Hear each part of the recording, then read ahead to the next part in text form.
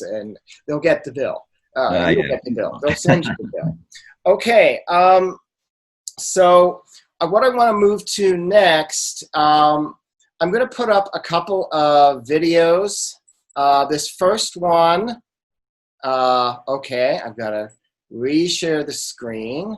And so we'll keep going. I'm going to put on a video first, two videos. First from Boone, which is just to your west.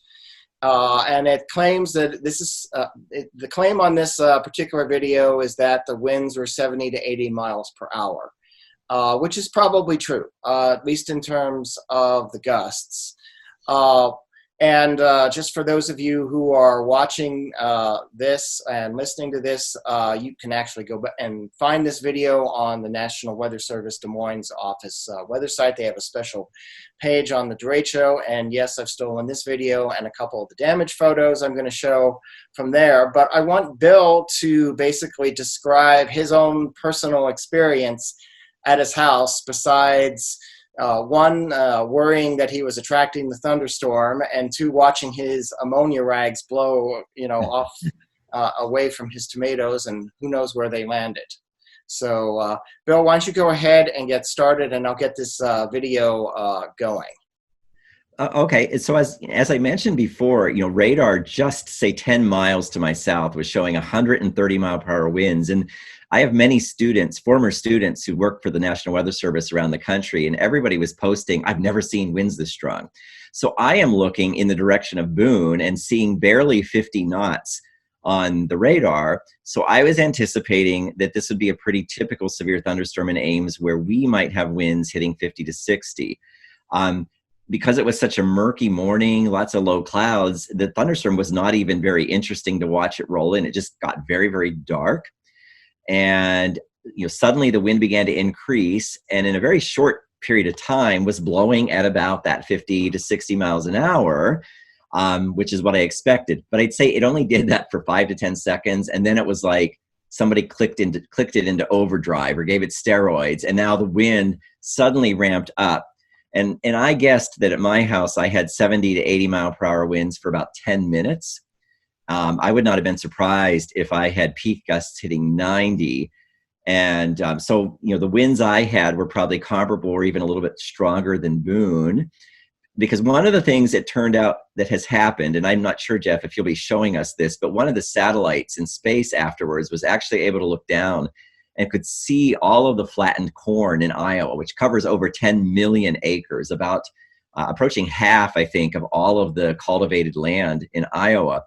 And if you look at that closely, what you see is there were at least two swaths of wind. The one is the one I was watching that went to my south, which I was thankful was going to miss me. The other one apparently descended and pretty much came down right in the north side of Ames and north from there, and moved eastward, intensifying, and kind of joined the other swath, becoming the monster derecho that really hit hard in places like Cedar Rapids. So I think I can claim it wasn't my fault that the winds got worse than I expected, because for whatever reason, nature decided, one swath of 100-mile-an-hour winds is not enough. Let's create an even bigger one. So the winds came down on my house. And in my case, what made it...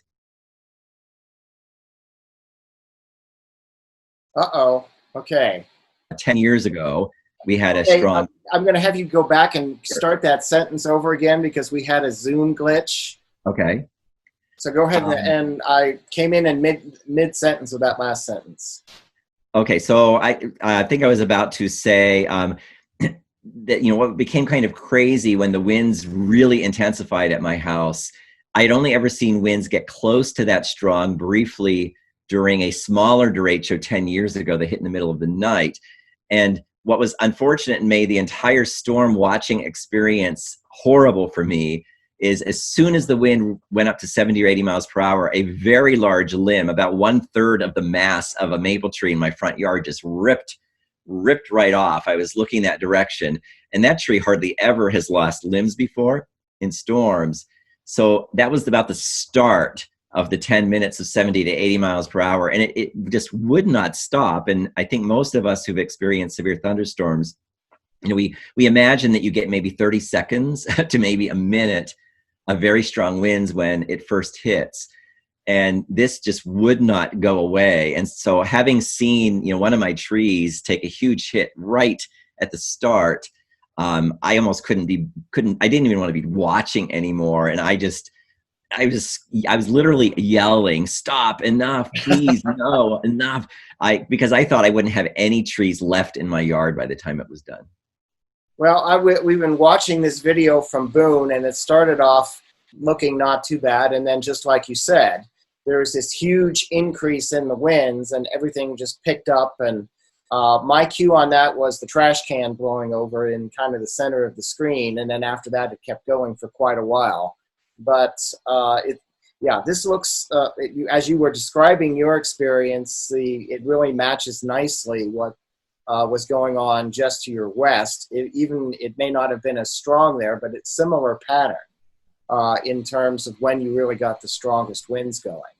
Now, Right. You mentioned your trees going, and these trees, I'm surprised they're actually, holding together as well as they are, especially that one in the store parking lot that looks like it's just getting battered. But I'm going to bring up a second video. And this one is from Marion, Iowa. And maybe I'll just have you comment on that as we're watching it. And Right. This is a shorter video. It only lasts about 58 seconds. But in Marion, they are claiming 100+ mile per hour wind. So this would have been, I'm assuming it's east of Ames. Yes, Marion is a suburb of Cedar Rapids, which is where the president, in fact, flew into Cedar Rapids yesterday to see the damage. And Cedar Rapids seems to be ground zero for a large city. It's actually the second largest city in Iowa, about 150,000 people there. But for a large city to have been in the path of the 100-mile-per-hour winds. So as you get this video up, just to show you how bad it must have been there, I actually have a few former students who are TV meteorologists there. Someone actually posted that the winds were 120 miles per hour for 40 minutes straight. Well, obviously, as a meteorologist, I knew there's no way that could be true. I mean, that would be a Cat 3, Cat 4 hurricane might do that. Yeah. But when they were corrected, the meteorologist said, well, the winds were probably 50 miles per hour or more for 40 minutes straight. And we're 80 to 100 miles per hour for probably 20 of those minutes. So it was sort of an unbelievable event. And anyone really interested in this derecho, if you search for videos from Cedar Rapids, that's where there's a video of someone filming in their third floor apartment, and the entire roof blows off the apartment. All the debris crashes in on them. There's a video of someone filming in their place of employment, and the entire warehouse disintegrates, and they basically end up in the bathroom, which is the only part that survived. I've got a photo of the disintegrated warehouse. Okay. We'll show that in a bit, but let's go ahead and get started with the Marion video, which is thankfully not filmed by someone whose roof blew off, but you can still see as we start. I mean, this particular clip picks up partway through, and you can already see this tree branch here, which is already down, and you'll be able to see what's happened to the rest of the tree. The tree in the center of the frame also has a branch down that looks like it's fallen down on a pickup. So here we go. And there's the tree.